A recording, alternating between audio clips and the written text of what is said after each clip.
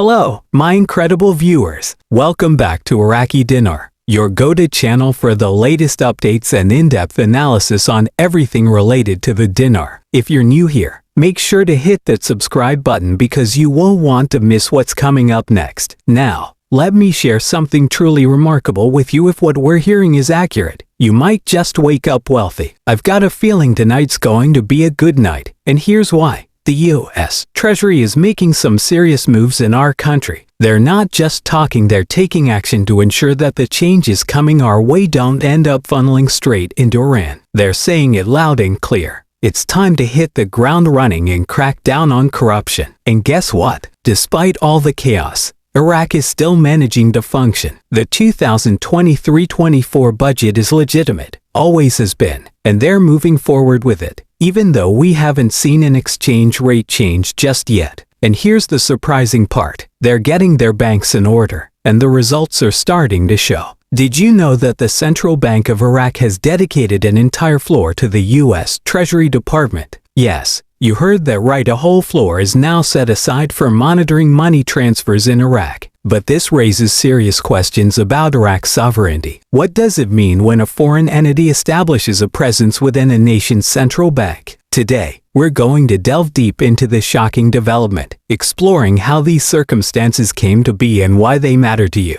Let's start with some background. The Central Bank of Iraq plays a critical role in managing the country's economy. It's responsible for regulating the money supply and ensuring financial stability. But in recent years, Iraq has faced significant challenges: terrorism, corruption, you name it. These issues have taken a heavy toll on our economy, and in response, the Iraqi government has been working to regain control over its finances. But the situation has become more complicated due to concerns about money laundering and illegal activities. The U.S. Treasury has intervened, establishing a team that now permanently resides within the Central Bank of Iraq. Imagine a foreign government monitoring the transactions of a sovereign nation's bank. This scenario raises two crucial questions. How did we reach this point? And what does this mean for Iraq's future? After the fall of Saddam Hussein, Iraq began the challenging process of rebuilding, but it was fraught with complexities. To stabilize the economy and foster growth, the U.S. provided funding and resources. Over time, this financial assistance led to increased oversight, with the U.S. closely monitoring how money was spent and moved within Iraq's economy, resulting in strict regulations. Recently, the situation escalated when the U.S. Treasury intensified its involvement after identifying concerning financial practices in Iraq, deeming a fiscal presence necessary to prevent potential illegal transactions. This situation presents an uncomfortable reality for the Iraqi government, highlighting a lack of trust. If the U.S. is overseeing all financial activities, what does that imply about Iraq's financial systems?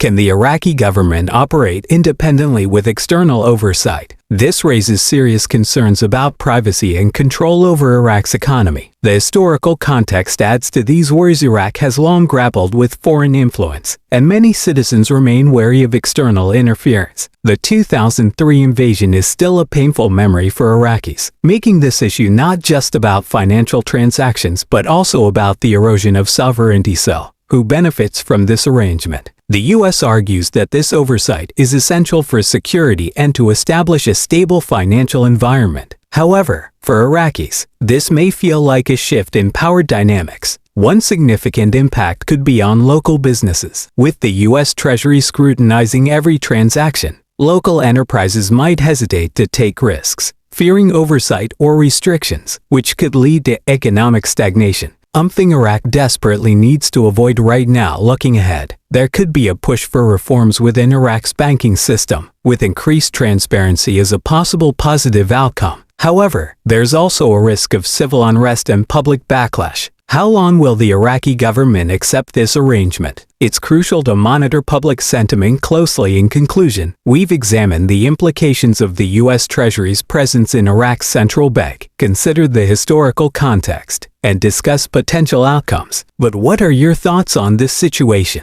Do you believe this arrangement is justified, or do you see it as an infringement on sovereignty? Please share your opinions in the comments below. If you found this discussion interesting, don't forget to like and share.